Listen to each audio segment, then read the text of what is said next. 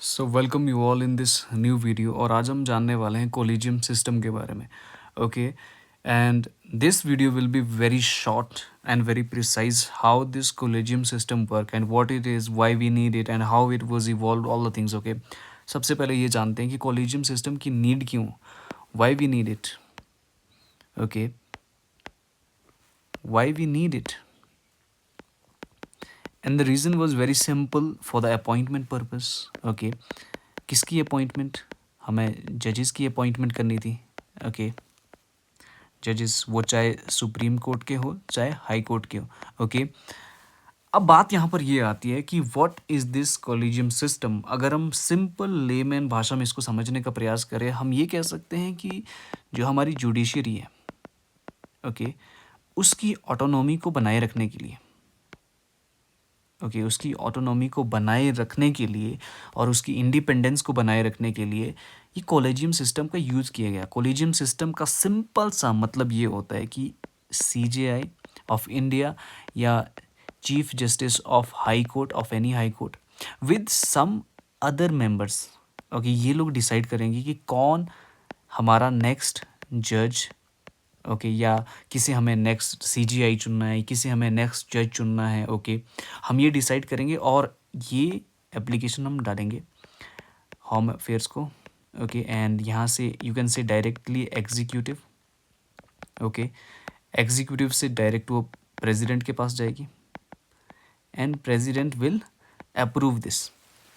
और यहाँ पर एज पर द रिसेंट जो ट्रेंड चला है वो ये है कि कॉलेजियम के द्वारा कोई भी दी गई रिकमेंडेशन को प्रेसिडेंट को मानना ही होता है. मींस दैट जो कंसल्टेशन है वो कंकरेंस भी होनी चाहिए. इसके बारे में हम आगे डिस्कस करेंगे, आप जस्ट इसका एक ओवर व्यू समझिए कि ये किस तरह से काम करता है. ठीक है, अब बात करते हैं कि why we need this collegium system. Okay, देखिए, collegium system it's a simple, you can say appointment process, how the जजेस are appointment, but there are some things about it we must understand. Okay,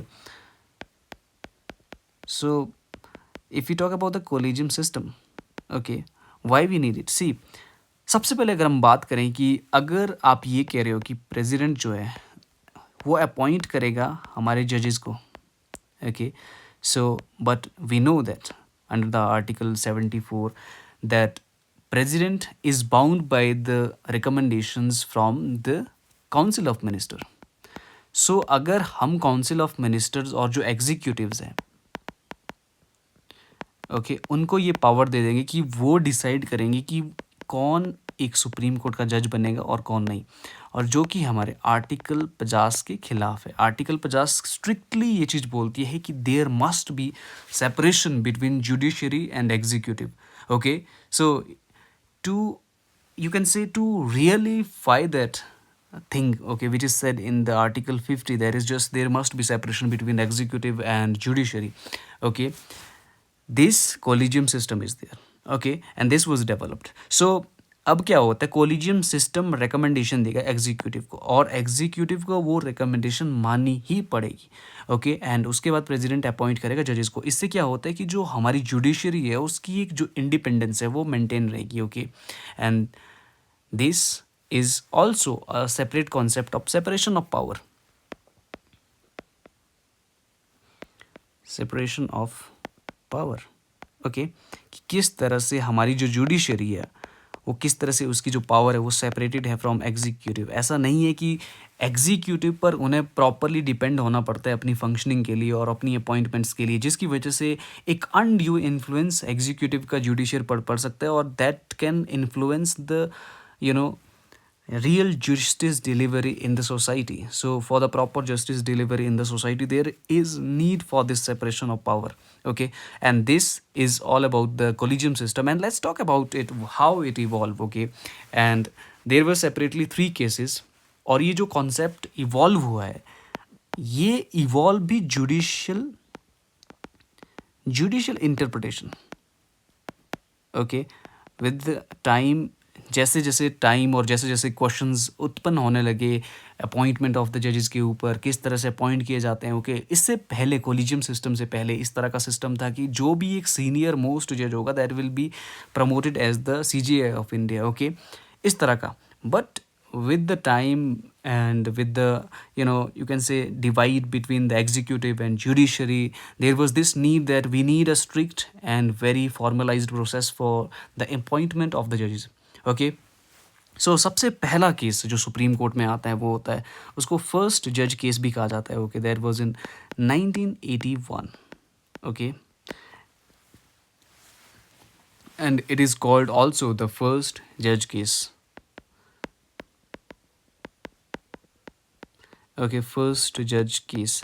और इस case में, जब इस case में supreme court और ने ये कहा कि अगर सुप्रीम कोर्ट के द्वारा इसमें ये कहा गया कि when we are talking about the appointments of the जजेस in the supreme Court and in the High Court. Okay, and उस टाइम पर जो कंसल्टेशन होगी बिटवीन द CJI और जो chief justice of that particular High Court. Okay, chief justice जो होगा उस पर्टिकुलर हाई कोर्ट या सुप्रीम कोर्ट का, ओके, उसका कंसल्ट करना पड़ेगा किसके साथ? एग्जीक्यूटिव के साथ. ओके, या कह सकते हैं आपकी जो हमारी हम, या प्रेसिडेंट कह सकते हो आप, ठीक है, किसी को भी आप इसमें ले सकते हो, executive. And at last it was about the president. Okay, so यहाँ पर कहने की कोशिश ये की जा रही है कि फर्स्ट जज केस में जब ये सवाल उठाया गया कि क्या जो नाम एक चीफ जस्टिस या हाई कोर्ट या सुप्रीम कोर्ट के द्वारा दिए जा रहे हैं प्रेसिडेंट को to appoint them as the जजेस, ओके, वो नाम क्या बाउंडेड है ऑन द प्रेसिडेंट, या वो सिर्फ एक कंसल्ट कर रहे हैं प्रेसिडेंट को कि ये हमारे नाम है, आप इनमें से किसी को भी चुन के जज की उस पर बना सकते हो. ठीक है, तो यहाँ पर चीफ जस्टिस और एग्जीक्यूटिव के बीच का जो एक संबंध था उसको एक कंसल्टेशन के रूप में लिया गया. Okay, consultation. It was not about कि भाई प्रेसिडेंट जो है वो बाउंड था. Whatever name was given by that High Court और Supreme Court, it was not bound on the president to appoint them as the judges. Okay, so it means it was just a simple consultation process between the judiciary and executive. And then comes the case number 2. Okay, 1993. It is called a second judge case. Okay, second जजेस case. सो इस case के अंदर supreme court ने इस चीज़ को accept किया कि no, we need some kind of independence within the judiciary, okay, to in the appointment process also. So उन्होंने ये किया कि जो CJI होगा प्लस 2 अदर जजेस. Okay, and if you talk about the High Court there also, okay, जो chief justice होगा उस पर्टिकुलर हाई कोर्ट का, वो अनदर 2 जजेस के साथ कंसल्ट करेगा and they will provide the name of a particular, वो नेम प्रोवाइड करेंगे पर्टिकुलर पर्सन का जिसको जज के रूप में अपॉइंट किया जाना चाहिए, and that name will be transfer to the executive. Okay, and it was mandatory, it was absolute concurrence on the president, okay, to accept this. It was absolutely mandatory on the president to accept it and appoint that particular person as the judge.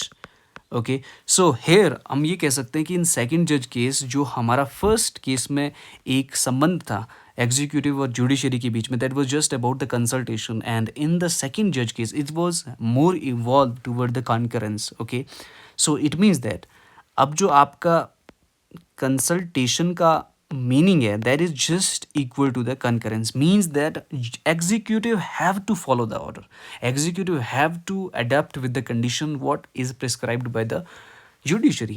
Okay, what the name, whatever name the judiciary gave to executive, it must be followed.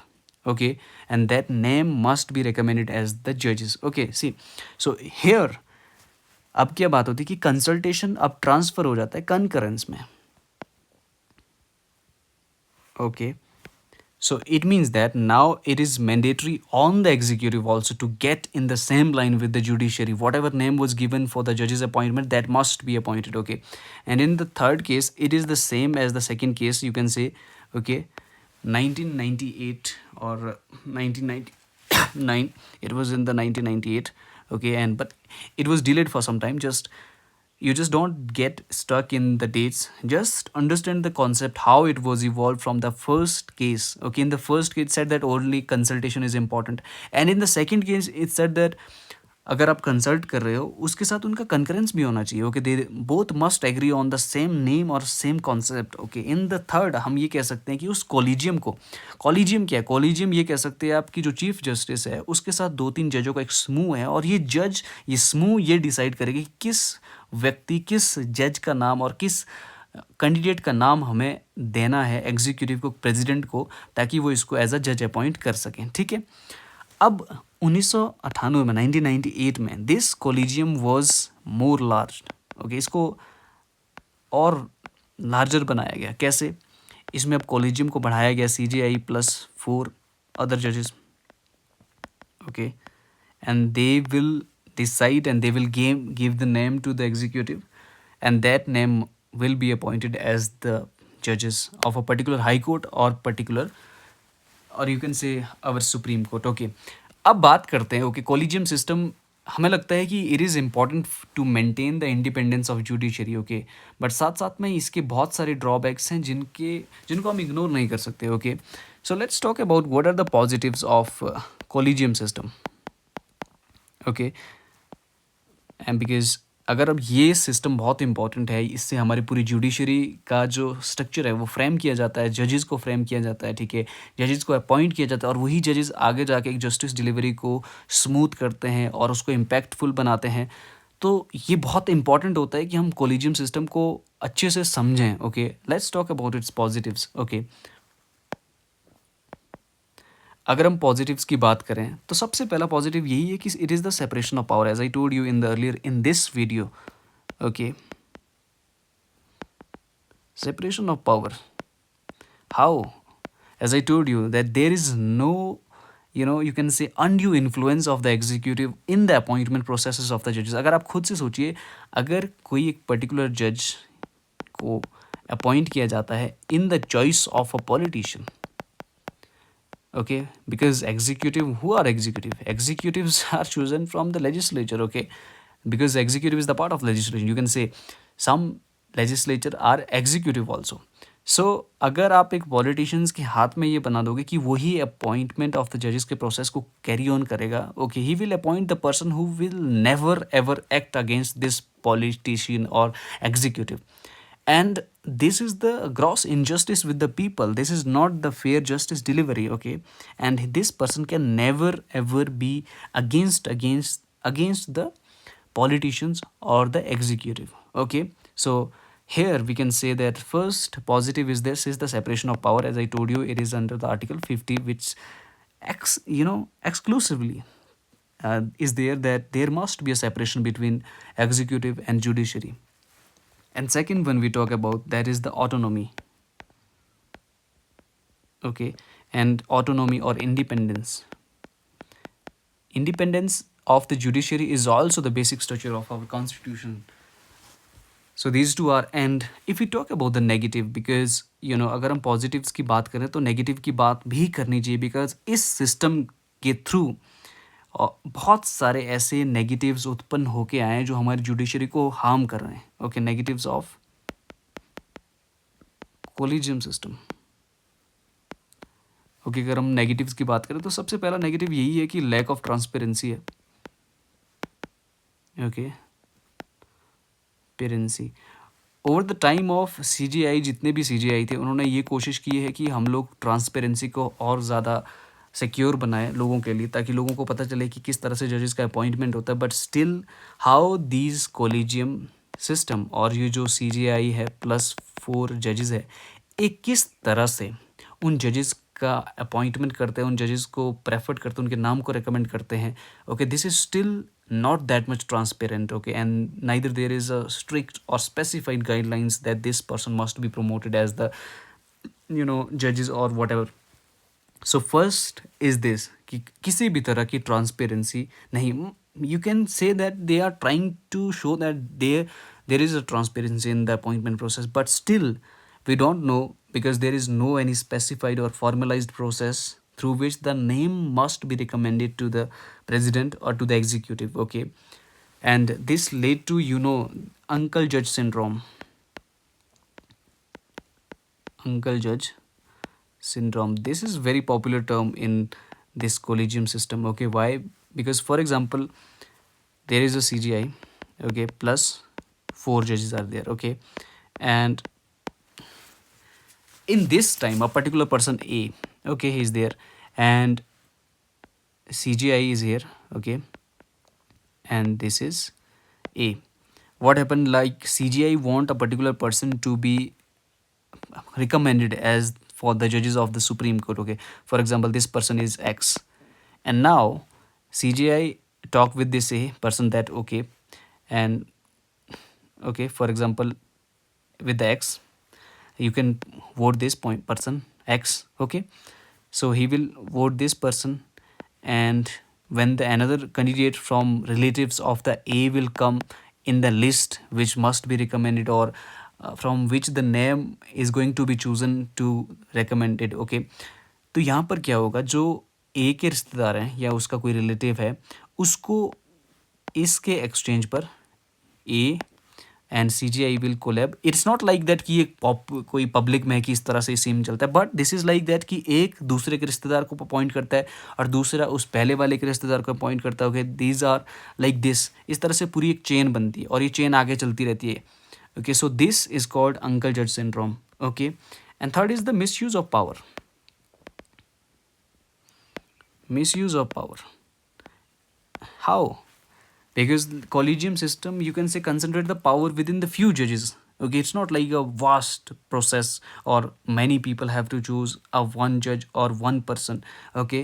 It's like there is a huge power within just that 4 5 people's, okay, group. And so this is also a major issue. And two, अब आप ये कह सकते हो कि तो सरकार ने कुछ किया नहीं, किसी तरह का लॉ नहीं बनाया इस चीज़ को कम करने के लिए. Yes, there was a law, you can say it was like 99th constitutional amendment act 2014, okay, जिसके अंदर नेशनल जुडिशियल अपॉइंटमेंट कमीशन को अपॉइंट किया गया. और इस कमीशन के अंदर ये बनाया गया कि 3 पर्सन्स होंगे आपके एग्जीक्यूटिव के, 3 होंगे आपके, यू कैन से, जुडिशरी के, ओके. बट ये केस जब सुप्रीम कोर्ट में चला, okay, under the supreme court advocates on record association versus union of India, commonly known as, you can say, fourth जज केस 2015 में जब ये सुप्रीम कोर्ट के अंदर चला, तो सुप्रीम कोर्ट ने इसको कहा कि दिस इज़ अनकॉन्स्टिट्यूशनल. उन्होंने एनजैक को अनकॉन्स्टिट्यूशनल करार दिया गया. अब आप खुद देख सकते हैं कि कहीं ना कहीं जुडिशरी भी एक तरह से एक सेफगार्ड ले रही है, वो खुद से ही ट्रांसपेरेंसी को दूर कर रही है, जबकि उनको लोगों के प्रति बहुत ट्रांसपेरेंट रहना चाहिए, okay. And there must be a transparent way. However, despite that, there must be independence of the judiciary also. So judges must show that they are transparent, okay. They must show that yes, we are deciding the things unconstitutional, constitutional, we are always protecting the individual's right, but we must also ensure we are independent and transparent also, okay. That is the judiciary. So this is all about the collegium system, and what do you think about it? Do you have a better plan or better system or better process for the appointment of judges of our Supreme Court or High Court? Please mention that in our comment section. Thank you so much.